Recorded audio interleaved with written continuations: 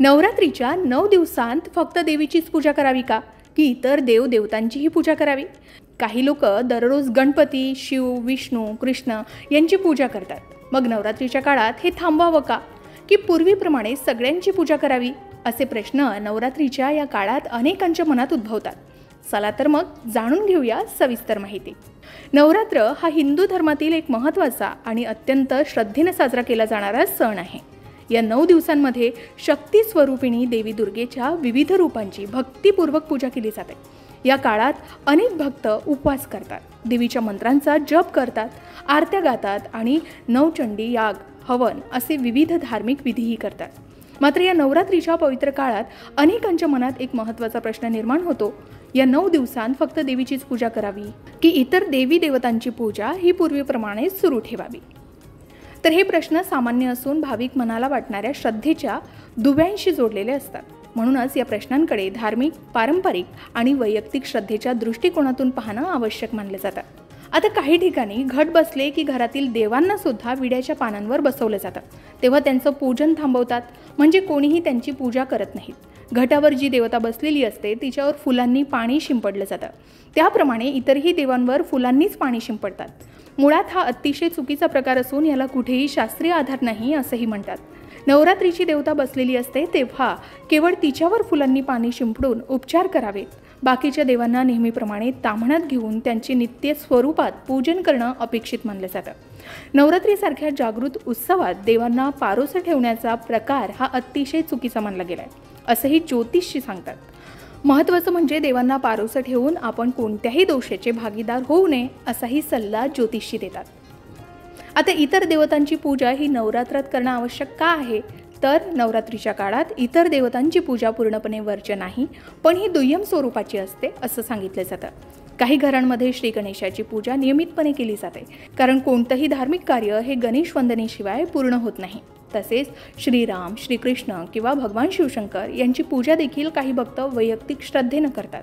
पण संपूर्ण नवरात्रीच्या धर्मशास्त्रीय आणि पारंपरिक दृष्टीनं पाहिलं तर या काळात एकनिष्ठपणे देवीचीच आराधना करावी असेही संकेत आहेत.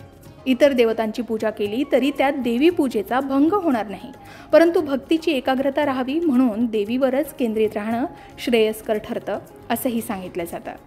आता विशेष प्रसंगी इतर देवतांची पूजा करणंही योग्य मानलं जातं. संपूर्ण कुळाचार पाळणाऱ्या घरांमध्ये घरगुती देवतांची पूजा, जसं कुलदैवत, ग्रामदैवत या काळात सर्वांची पूजा केली जाते. दसऱ्याच्या दिवशी काही ठिकाणी श्रीराम किंवा भगवान हनुमान यांची पूजा केली जाते, कारण हा दिवस रामाने रावणावर विजय मिळवल्याचा मानला जातो.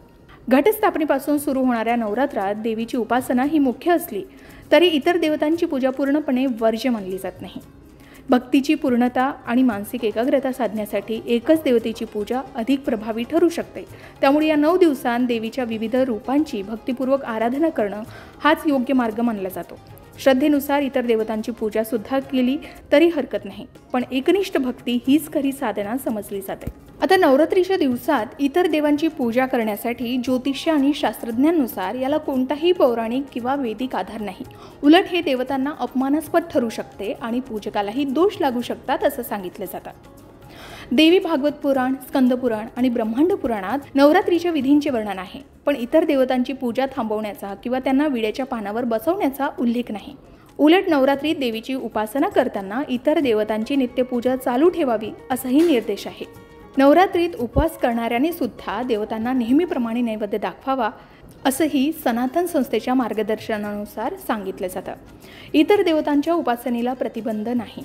याच्यासाठी नवरात्रीत विष्णू, भगवान शिव, ब्रह्मा इत्यादी देवतांची पूजा करण्यास कोणताही प्रतिबंध नाही.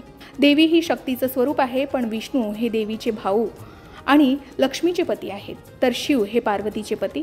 त्यामुळे त्यांची पूजा चालू ठेवल्याने लाभच होतो असंही सांगितलं जातं. ज्योतिषशास्त्रानुसार देवतांना असं बाजूला ठेवणं हे त्यांच्या अपमानासारखंही आहे.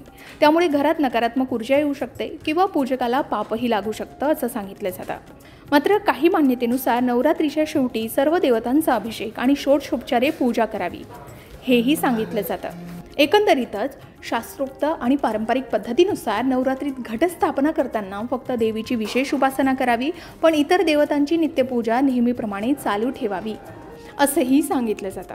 नवरात्र हा उत्सव शक्ती उपासनेची संधी असली तरी इतर देवतांना पारोश ठेवून आपण दोषांचे भागीदार होऊ नये असं सांगितलं जातं. ज्योतिषशास्त्रानुसार हे चुकीचं आहे आणि शास्त्रीय आधार नसल्याने ते टाळावं. स्थानिक परंपरा वेगळ्या असू शकतात, त्यानुसार आपापल्या प्रथा पद्धती कुळाचाराप्रमाणे आपण त्या पाळाव्यात, पण शास्त्रोक्त पद्धतीत नित्यपूजा चालू ठेवणं अपेक्षित आहे. आणखी काही शंका असेल तर स्थानिक पंडित किंवा ज्योतिषांचा सल्ला नक्की घ्यावा. तुमच्या घरात सुद्धा नवरात्रीच्या 9 दिवसात इतर देवतांची पूजा केली जाते का, की त्यांना सुद्धा घटी बसवलं जातं? कमेंट करून नक्की सांगा. अशाच प्रकारच्या माहितीपूर्ण व्हिडिओसाठी लोकमत भक्ती चॅनलला नक्की सबस्क्राईब करा आणि बेल आयकॉनला क्लिक करा, म्हणजे आमच्या नवनवीन व्हिडिओचं नोटिफिकेशन तुम्हाला मिळत राहील. तसेच योग्य आध्यात्मिक मार्गदर्शनासाठी लोकमत भक्तीच्या फेसबुक पेज आणि इन्स्टा पेजला लाईक आणि फॉलो करायला विसरू नका.